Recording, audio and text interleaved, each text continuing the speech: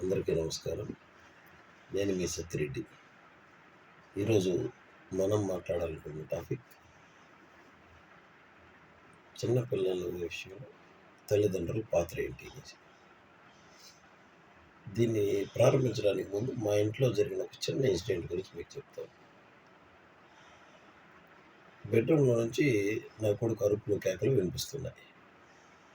ఏంటా అని ఒక లుక్ వేసాను. మా భార్య చేతిలో బెత్తం పెట్టుకొని కొడుతుంది. సరే, విషయం ఏదో కనుక్కుందామని నేను లోపలికి వెళ్ళి నా కొడుకు నీళ్లు తెమ్మని బయట పంపించాను. వాడు వచ్చేలోపు నా భార్యని అడిగాను, ఏంటి విషయం అని. అతనికి 15 టేబుల్ వరకు టేబుల్స్ వచ్చు, కానీ 7 టేబులే కరెక్ట్గా చెప్పట్లేదు అని చెప్పింది. సరే, ఒక 5 మినిట్స్ నాకు వదిలేయి, నేను ట్రై చేస్తాను అని చెప్పాను. సరే, నీ ఇష్టం అనేసి వెళ్ళిపోయింది. వాడు వచ్చినాడు, నీళ్ళు తాగాను, నీళ్ళు ఆడబెట్టాను, ఒళ్ళో కూర్చొని పెట్టుకున్నాను. తల నిమురుతూ, నాన్న నువ్వు ట్రై చేయి, 7 టేబుల్ 1 or 2 మిస్టేక్ అయినా పర్లేదు, నీకు ఎంత వచ్చో ట్రై ఎవర్ లెవెల్ బెస్ట్ అని చెప్పేసి వాడికి టైం ఇచ్చి ఒకసారి చూసుకో, ఆలోచించుకో అన్నాను. బుక్ కూడా ఇవ్వలేదు, ఆలోచించుకోమన్నాను. బుక్ ఇచ్చి చదువుకోమనలేదు, ఆలోచించుకో, ట్రై చేయి, మళ్ళీ చెప్పు అన్నాను. నేను 5 మినిట్స్ ఇస్తే ఇంచుమించు 3 మినిట్స్ అయిందా లేదో, డాడీ నేను చెప్తాను అన్నాడు. సరే చెప్తున్నాను అన్నాను. 7 టేబుల్ టక్ టక్ టక్ అని లైన్గా చెప్పేశాడు. నేను మళ్ళీ అక్కడక్కడ అడిగాను, ఎనికి 7 2 జార్, నెక్స్ట్ 7 8 జార్, 7 5 జార్, ఇట్లా ఎనికి ముందుకు రివర్స్లో ఎట్లా అడిగినా చెప్పేశాడు, కరెక్ట్గా చెప్పేశాడు. ఇప్పుడు నేను చెప్పిన పాయింట్ మా భార్యకి నేను చెప్పిన ఒక విషయం మీరందరికి కూడా పనికొస్తుంది. తనతో ఏమన్నానంటే, వాడు 7th టేబుల్ చెప్పమని నువ్వు చేతిలో బెత్తం పెట్టుకుంటే ఎంతసేపు 7th టేబుల్ మీద వాని కాన్సన్ట్రేషన్ పోదు, చేతిలో ఉన్న బెత్తం మీదనే ఉంటుంది. ఎప్పుడు కొడుతుంది, తప్పు చెప్తే కొడుతుందేమో, కరెక్ట్గా చెప్పాలి అన్న ఆత్రంలో దాని గురించి ఆలోచిస్తాను. కరెక్ట్గా చెప్పడం అంటే చెప్పడానికి వానికి మైండ్ అక్కడ కాన్సన్ట్రేషన్ నిలవదు. కాబట్టి పిల్లల్ని ఎప్పుడు భయపెట్టి అయితే చదివించద్దండి. భయపెడితే రాదు, చదువు రాదు. ఫస్ట్ ఆఫ్ ఆల్ బట్టి ఏం కలగరేమో కానీ నాలెడ్జ్ అయితే ఇంప్రూవ్ కాదు. భయంతో బట్టి పట్టచ్చు, కానీ నాలెడ్జ్ అయితే ఇంప్రూవ్. నాలెడ్జ్ అనేది ఇష్టంతో నేర్చుకుంటేనే వస్తుంది. ఈ విషయం తనతో చెప్పాను. నెక్స్ట్ మనం చేస్తున్న ఇంకో మిస్టేక్ ఏమంటే, స్టడీస్ని ఎలా చూస్తున్నామంటే ఎగ్జామ్ టార్గెట్గా చూస్తున్నాం. స్కూల్ స్టార్ట్ కాకముందు నుంచే బుక్స్ తెచ్చిస్తాం, అంతవరకు బాగుంది. బుక్స్ తెచ్చిచ్చి నెక్స్ట్ ఎగ్జామ్స్లో నువ్వు ర్యాంక్ రావాలి, లేదంటే టాపర్ కావాలి అని అప్పటి నుంచి వాళ్ళ మైండ్ ప్రిపేర్ చేసేస్తాం. ఏమంటే ఓన్లీ ఎగ్జామ్ టార్గెట్. సంవత్సరం మొత్తం చదవడం నేర్చుకోవాలని కాదు, ఎగ్జామ్లో వచ్చే 2 పేజీలు కేవలం 3 అవర్లు అదే ఇంపార్టెంట్ అని నేర్పిస్తాం. మిగతా అంతా వాడు నేర్చుకునింది అది వేస్ట్ అన్నట్టుగా వాని ఆలోచన మనం తయారు చేస్తున్నాం.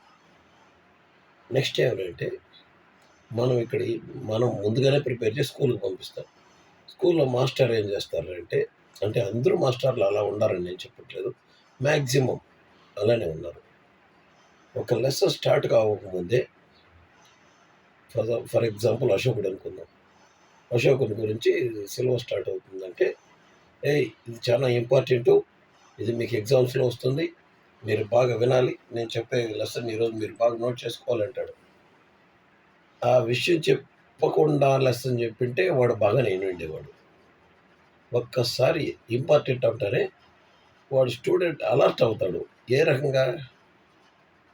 వాడు కొంచెం భయం ఎత్తుకుంటుంది, మనం ఎక్కడ ఏ పాయింట్ మిస్ అయితే ఏమవుతుందో అన్న భయంతో ప్రతి పాయింట్ వినాలా, ప్రతిదీ కరెక్ట్ గుర్తుపెట్టుకోవాలా, మనం మర్చిపోకూడదు అంటూనే అసలు థీమ్ని, మెయిన్ థాట్ని మర్చిపోతాడు.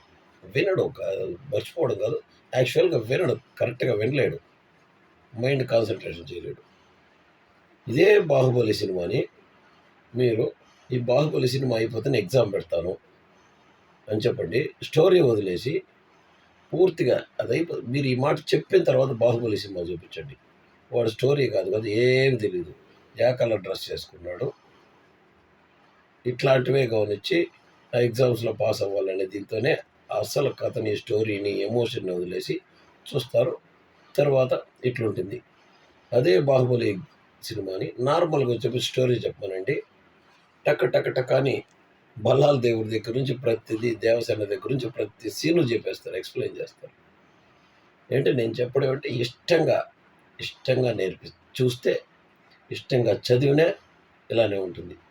మనం టార్గెట్ పెట్టి ఎగ్జామ్స్‌లో అసలు నాకు తెలియక అడుగుతాను. సంవత్సరం మొత్తం చదివేది ఒక 2 పేజీలు 3 గంటల సేపు జరిగే ఎగ్జాము, 2 పేజీల్లో వచ్చే క్వెషన్స్ వాని టాలెంట్‌ని క్వెషన్ చేస్తాయా? అందులో మార్క్స్ తెచ్చుకుంటే వాడు ప్రూవ్ అవుతాడా? మిగతా అందులో ఆ క్వెషన్ పేపర్‌లో రానట్లో చాలా వాటిల్లో వీడింకా బెటర్‌గా ఉండొచ్చు. వాడి బ్యాడ్ లక్ కావచ్చు, లేదంటే వాడు ఆ రోజు స్కూలుకి పోకుండా ఉండిండొచ్చు. ఏదైనా కారణాలు కావచ్చు. ఆ క్వెషన్ సరిగ్గా రాయకపోవడం వల్ల 1 ఆర్ 2 క్వెషన్స్ రాయకపోవడం వల్ల వాని పర్సెంటేజ్ తగ్గిండొచ్చు. కానీ మనకది తెలీదు. వాడి టాలెంట్‌ని ఆ 3 గంటల సేపు ఎగ్జామ్‌తోనే డిసైడ్ చేసి పక్కన వాళ్ళతో పోల్చి, వీళ్ళతో పోల్చి నువ్వు పనికిరావు అని మనం వాళ్ళు దండించడం. వాళ్ళు సైకోలు అంటే ఇప్పుడు చాలా వరకు ఇప్పుడు జరుగుతున్నాయో లేదో తెలీదు కానీ ముందు జరిగేవి. సూసైడ్‌లు కూడా చాలా ఎక్కువగా జరిగేవి. దానికి కారణం ఇదే.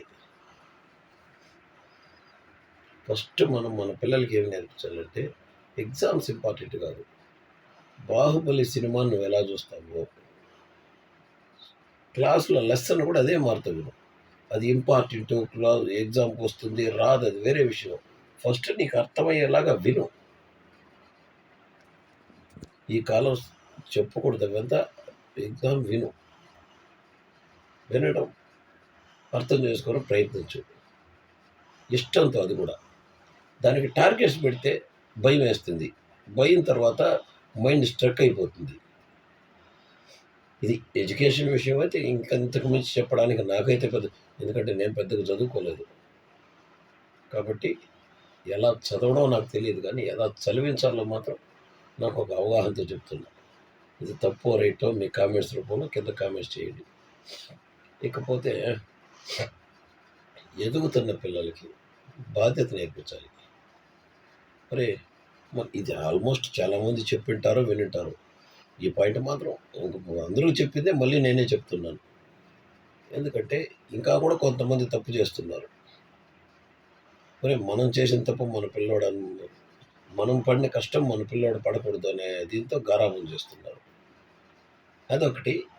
ఇంకొక విషయం ఏంటంటే ఒకరు ఫ్రీడమ్ ఇవ్వడం, ఇంకొకరు దండించడం. అది కరెక్ట్ అనుకుంటున్నారు కానీ కరెక్ట్ కాదు. ఫ్రీడమ్ ఇచ్చిన వాళ్ళకు అట్రాక్షన్ ఎక్కువ ఉండదు. దండించిన వాళ్ళతో రిలేషన్ గ్యాప్ అనేది ఏర్పడిపోతుంది. ఫర్ ఎగ్జాంపుల్ చెప్తాను. నేను నా కూతురు ఆడుకుంటుంటుంది, అరిచాను, వినలేదు. తొగమించిపోయింది. చెప్పడానికి ప్రయత్నించి వినలేదు. కొట్టి దండించి ఇంట్లో కూర్చోబెట్టి కూర్చోబెట్టాను. ఆ రోజు యాక్చువల్గా నా లైఫ్లో నేనైతే ఇది పాటిస్తున్నాను. ఇది తప్పో కరెక్టో మీరు ఆలోచించుకోండి. మీకు ఓకే అనుకుంటే మీరు పాటించండి. నేనేం చేస్తానంటే ప్రతిరోజు అంటే నేను పిల్లల్ని దండించిన ప్రతిసారి ఆ మూమెంట్లో వాళ్ళకి ఈగో ఉంటుంది. రంపులాడినప్పుడు మనమే కాదు, మనసులో చిన్నపిల్లలు కూడా మనం చెప్పిన మాట వాళ్ళు చేయలేదని మనకుంటుంది. వాళ్ళకు ఈ డాడీ ఆడుకునేదానికే ఇవ్వడు, చదువుకుంటా అంటే ఇప్పుడు హాలిడేస్లో కూడా ఆడుకోకూడదా అన్న ఈగో వాళ్ళకు ఉంటుంది. ఆ టైంలో చెప్తే వాళ్ళకి అర్థం కాదు. సరే నువ్వు దండించడం కరెక్టే, అంతవరకు బాగుంది. కానీ ఒక మంచి మూడ్ చూసి ఆ రోజు నైటు లేదంటే మరుసటి రోజు వాళ్ళతో మంచి రిలేషన్ ఉన్నప్పుడు, హ్యాపీగా ఉన్నప్పుడు నువ్వు దండించిన దాని గురించి గుర్తు చేసి, నువ్వు చేసింది తప్పా? కరెక్టా? నువ్వు ఒకసారి వాళ్ళతో మాట్లాడుకో. డిస్కషన్ చెయ్యి. నాన్న ఈ మాటతో నువ్వు ఆడుకుంటుంటే రేపు స్కూలుకి పోతే నలుగురిలో నిన్ను లేపి ఏదన్నా నీకు మన తక్కువ కదా, బేసిక్స్ నేర్చుకోకపోతే అప్పుడప్పుడు డైలీ 1 అవర్ అన్నా చదువుకోకపోతే ఇట్లా ఆడుకో, నేను వద్దనలేదు. కాబట్టి ఇంక నువ్వు వినకపోతే అరవాల్సి వచ్చింది. అర్థం నువ్వు చేసింది తనతో రియలైజ్ చెయ్యి. తనని ఆలోచింపు చేయండి. ఎందుకంటే ఇది జరగడం వల్ల రిలేషన్ గ్యాప్ అనేది ఏర్పడదు. ఇది మనం మాట్లాడుకోకపోతే పెరిగే కొద్దికి రిలేషన్ గ్యాప్ అనేది మనకు తెలియకుండానే మన పిల్లలతో గ్యాప్ ఏర్పడిపోతుంది. పెద్దయినాక అనుకుంటాం, అరే ఎందుకు నన్ను చూస్తేనే ఇట్లా మాట్లాడతాడనేసి, పిల్లలు మనతో కరెక్ట్గా ఉండట్లేదని. అది మనమే చేసుకున్నాం. నేను చెప్పేది దండించవద్దు అని చెప్పలేదు, దండించండి. కానీ ప్రతిసారి కాదు, మించిపోయినప్పుడు దాన్ని కూడా దండించి దానికి రీజన్ మంచి మూడ్లో వాళ్ళతో డిస్కషన్ చేయాలి తప్పకుండా. ఇకపోతే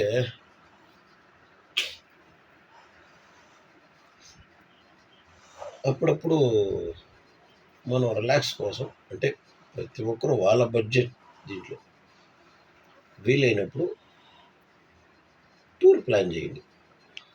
ఇది పిల్లల కోసం చెప్పట్లేదు, మీకోసం చెప్తున్నా, మన కోసం చెప్తున్నా. ఎందుకంటే వాని లైఫ్ వానికి మెమరీస్ రావాలంటే వానికి సవాళ్ళు వచ్చే మంచి చెట్లు ఉంటాయి, వాని మెమరీస్ అనుకుంటాయి. కానీ మనకు మంచి మెమరీస్ ఉండాలంటే ఫ్యామిలీతో గడిపే క్షణమే. ఇంటి దగ్గర ఎట్లున్నా ఎంత బాగుండాలంటే ఏదో ఒక పన్ను స్ట్రెస్ ఇక్కడుంటే ఎవడో బయట నుంచి వచ్చి మాట్లాడచ్చు, ఫుల్ హ్యాపీ అయితే ఉన్నాం. బయట తిరిగేసి వచ్చే టూర్లో తిరిగేసి వచ్చే ఒక 2-3 రోజులు హ్యాపీగా గడుపుతాం. అది కూడా ఫ్యామిలీతో వెళ్ళారంటే సంవత్సరం మీరు తిరిగి నెక్స్ట్ టూర్కి పోయేంత వరకు మీకు ఆ మెమరీస్తోనే మీకు ఆ ఫొటోస్ చూసుకున్నా చాలా హ్యాపీగా ఉంటుంది. మీకు వాళ్ళకు కూడా చాలా బాగుంటుంది. ఇవన్నీ చేయడం వల్ల మన పిల్లలు మన కంట్రోల్ తప్పరు. ఇంకా వీడియో ఎక్కువ సాగదీయాలనుకోవట్లేదు. ఫైనల్గా ఎదుగుతున్న పిల్లలు అంటే ఒక 12-13 ఇయర్స్ తర్వాత 5 ఇయర్స్ 13-18 అనుకోండి.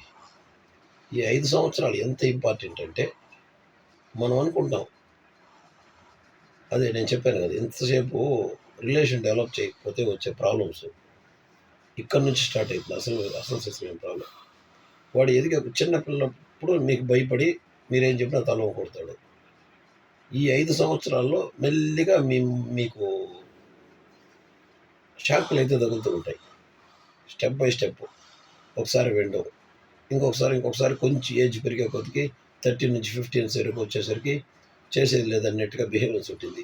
18లో అసలు ఎందుకు చేయాలన్నట్టుగా ఉంటుంది. ఇలాంటి బిహేవియర్స్ వస్తాయి. ఫస్ట్ వాళ్ళతో రిలేషన్ వదులుకోకూడదు. ప్లస్ ఇంకొక విషయం ఏంటంటే మీరు ఎంత ఫ్రెండ్లీగా ఉండాలంటే ప్రతి ఒక్కరికి, ప్రతి స్టూడెంట్కి కానీ ప్రతి పిల్లోనికి కానీ మంచి జరిగినా దుఃఖం వేసినా ఎవరికో ఒకరికి చెప్పుకోవాలనిపిస్తుంది.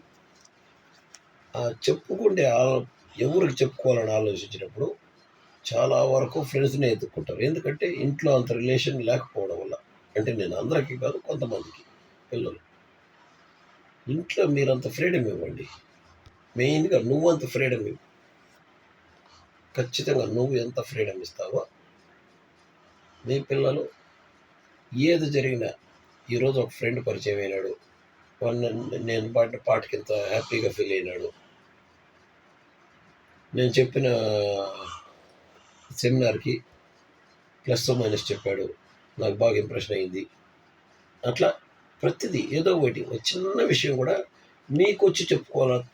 కుతూహలం, ఎప్పుడెప్పుడు ఇంటికి పోతానా, డాడీతో ఈ విషయం షేర్ చేసుకోవాలి, మమ్మీతో ఈ విషయం షేర్ చేసుకోవాలి, మీ దగ్గర వచ్చి షేర్ చేసుకునేట్టుగా మీ విషయం ఉండాలి.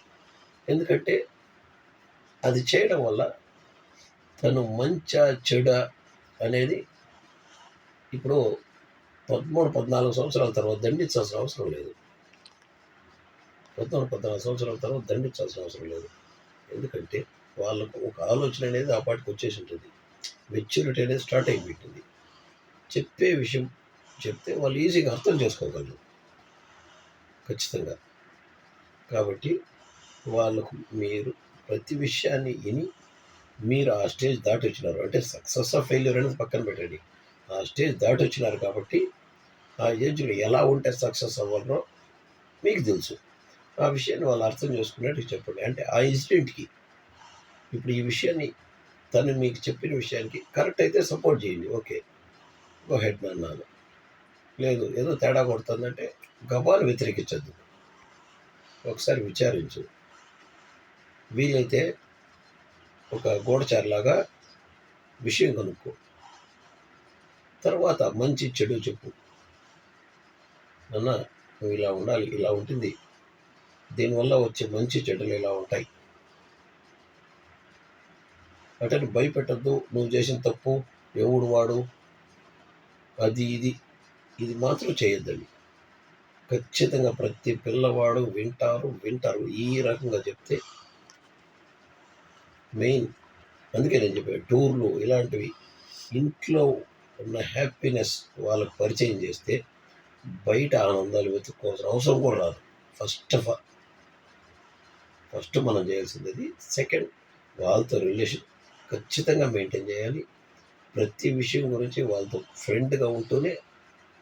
క్లోజ్ ఫ్రెండ్గా ఉంటూనే ఒక పెద్ద తరహాగా బాధ్యతగా వాళ్ళకు ఒక మంచి సలహా ఇవ్వాలి. ఫ్రెండ్గానే కానీ ఆడ నీకు ఒక రెస్పాన్సిబుల్ ఫాదర్ లాగానో మమ్మీగానో ఆలోచించి చెప్పే విషయం అప్పుడు ఫ్రెండ్గా చెప్పాలి. ఇది ఫ్రెండ్స్ నేను చెప్పాలనుకునేది. మీకు నచ్చితే లైక్ చేయండి, నచ్చకపోతే ఎందుకు నచ్చలేదు కామెంట్ చేయండి. Thank you very much.